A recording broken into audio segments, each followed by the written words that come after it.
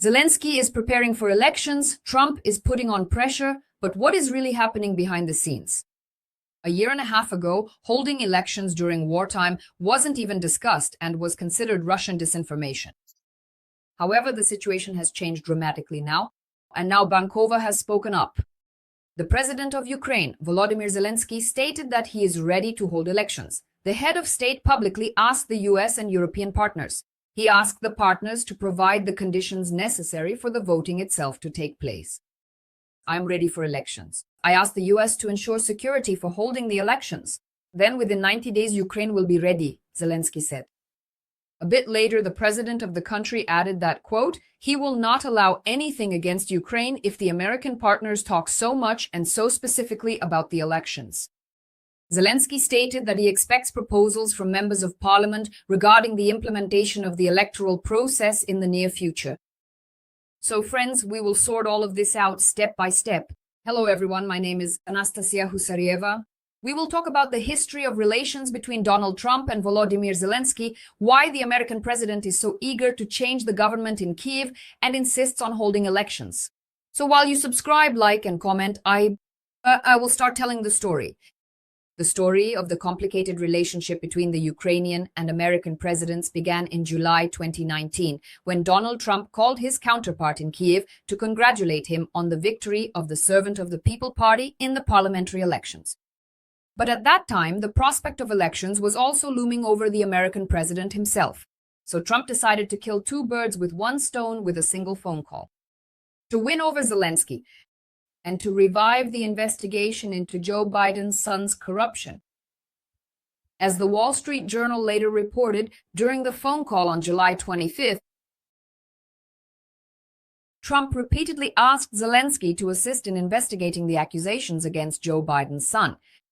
After the conversation, Zelensky's office published a statement saying that the American president hoped for the completion of investigations that were hindering cooperation between the countries. Joe Biden, in turn, demanded the release of the transcript of the conversation, stating that if the reports were confirmed, it would amount to actions undermining American security institutions. For his part, during the conversation, Trump said that he had heard about the dismissal of the honest Ukrainian prosecutor Shokin, and he expressed a desire for Rudy Giuliani and the U.S. Attorney General to contact the Ukrainian side, respectively. He mentioned statements about Biden's involvement in halting the prosecution and suggested that Ukraine should conduct an investigation. Zelensky, in turn, responded by saying that the next Ukrainian prosecutor would be 100% his person. Thank you. However, no criminal case was initiated. Ukraine essentially did not support Trump's request, which later led to a political crisis in the United States. It was this very episode that became the basis for the impeachment proceedings against Trump. The House of Representatives approved the impeachment, but the Senate acquitted the president and the issue was dropped. When Joe Biden came to power, relations between the administrations of Ukraine and the United States changed, and the interaction between Zelensky and Trump accordingly was temporarily suspended. Despite the fact that Ukraine did not assist Washington at that time, this situation ended up benefiting Zelensky from the Republican side. In 2024, Trump recalled that the president of Ukraine, quote, clearly said that his American counterpart did nothing wrong. He said it very clearly and unequivocally, Trump said at the time. Because of this fact, the so-called hawks, in his opinion, were forced to immediately back down from the idea of impeachment. He could have started saying that he didn't know something, wasn't sure, but he was like steel. He said, President Trump did nothing wrong, said the American president. The situation changed again in 2024. After Donald Trump won the presidential election in the United States, even during the campaign, the Ukrainian issue became one of the elements of internal political struggle in the US. Trump's team reacted negatively to Zelensky's contacts with American Democrats, especially meetings in key swing states. For example, Vice President J.D. Vance criticized Zelensky for visiting a munitions factory in Park, Pennsylvania, together with the Democratic governor. He reminded that the United States had provided significant financial aid to Ukraine and emphasized that he expected at least some gratitude from the Ukrainian president toward Americans. Trump himself also spoke harshly about Zelensky. In an interview, he called the Ukrainian president one of the best deal makers. And he noted that Ukraine had repeatedly received substantial funds after his visits to the United States. Trump said that he sympathized with Ukrainians, but added that, in his opinion, Ukraine should not have allowed the war to happen. He also stated that Russia's invasion became possible due to mistakes made by the previous US administration. A new round of tension arose on February 28, 2025. During the first meeting between Zelensky and then newly elected US President Donald Trump. Trump, first and foremost, paid attention to the appearance of the Ukrainian president, who arrived in a sweatshirt and military boots. And this immediately set the tone for the negotiations. In the information space, there were statements from Trump about Zelensky's low support in Ukraine and his alleged illegitimacy. At the same time, a day before the meeting, Trump signed an order to extend anti-Russian sanctions. The main topic of these negotiations was supposed to be an agreement on mineral resources, according to which Ukraine would direct 50% of the profits from these natural resources into an investment fund for reconstruction. However, this particular agreement was never actually formally executed. The troops are rapidly running out of available manpower.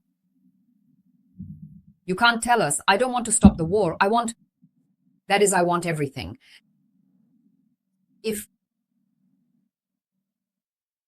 When the shooting finally stops, when the bullets cease flying through the air, and when people ultimately stop dying, I truly want this devastating war to completely end with a full and immediate ceasefire, which absolutely must come before any formal agreement can be reached. That's Biden. My predecessor wasn't very wise. We all remember this exchange very well. When asked by a journalist whether Trump had taken Vladimir Putin's side, the American president replied that he supports the United States of America and strives for peace. But he sees difficulties in negotiations because of the way the parties treat each other. Pence, of course, supported Trump and claimed that diplomacy is the best way to resolve the conflict, unlike the harsh rhetoric that, according to him, the Biden administration used. Zelensky reminded that the conflict began back in 2014 and continued under Trump, despite diplomatic efforts within the Normandy format. The Ukrainian president expressed doubt about the effectiveness of diplomacy under the current circumstances. The exchange of statements became more tense when Vance said that Zelensky was behaving disrespectfully and then accused him of participating in the Democrats' pre-election propaganda events. Zelensky responded that during wartime, everyone experiences difficulties, even Americans, although for now it may not be felt across the ocean, but in the future this will change. And so, in fact, the Americans pardoned her.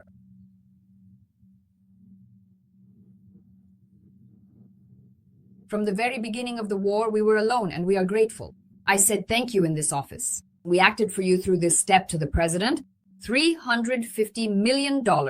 We provided you with military equipment. And you people are brave, but they had to use our military equipment. If you hadn't had our military equipment,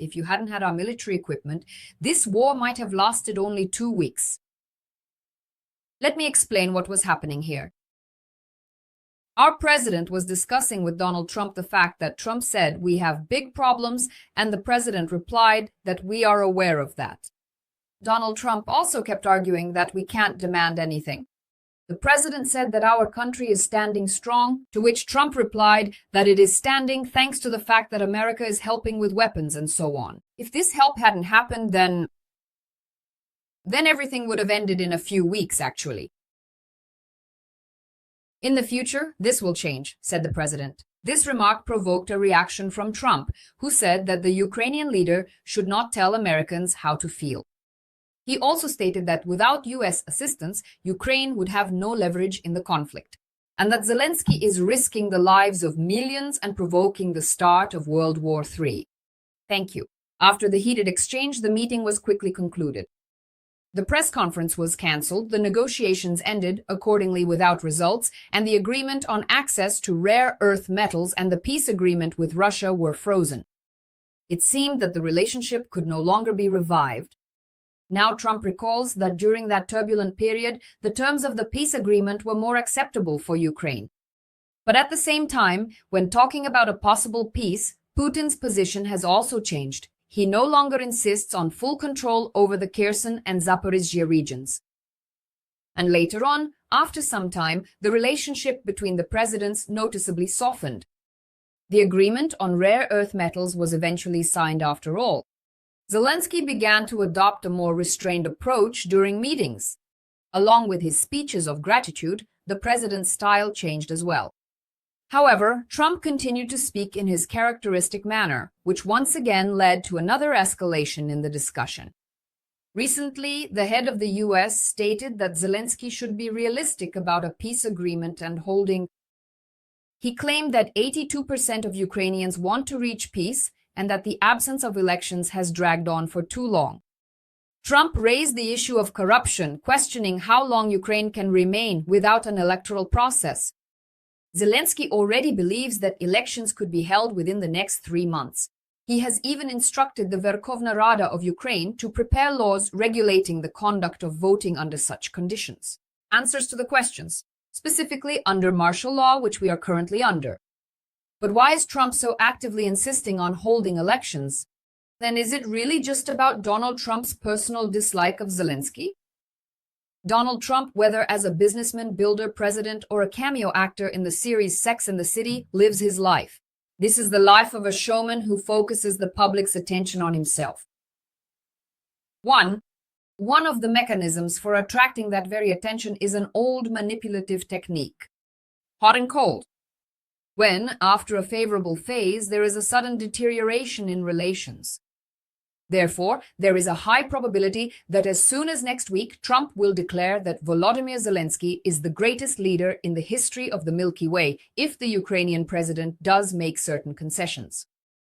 However, the question still remains open as to how vitally important it is for Putin and Zelensky not to sign an agreement with each other. Putin can always refer to the absence of elections in Ukraine, and that same presidential decree banning negotiations with Putin. In that case, the Russian leader will once again say that only the parliament is legitimate in Ukraine, and that the acting president should be the speaker of the Verkhovna Rada of Ukraine. Zelensky, as before, can refer to the constitution of Ukraine, to the martial law that Ukraine is currently under, which, whether one likes it or not, limits the possibility of holding elections and a proper political campaign, even for Trump. Is there currently a candidate in the US who can realistically claim victory? For the past 4 years, political discourse in Ukraine has been radically drained and ineffective. Since the public's focus remained on the military, probably only one potential candidate gained rating points and did not lose them as other counterparts did. However, it is definitely not possible to call Valerii Zaluzhnyi a pro-Republican presidential candidate. At the same time, other people who might enter the race for the presidency have seen a significant drop in their ratings and the affection of Ukrainian society. You can write to us in the comments who your personal candidate is. And finally, what do you think will be the next turn in the relationship between Volodymyr Zelensky and Donald Trump? We will observe it together. I will definitely read your suggestions, and we will see each other in the next broadcasts. My name is Anastasiia Husarieva. You with you, please. Empty and we to hands with dear one. Everyone, bye-bye.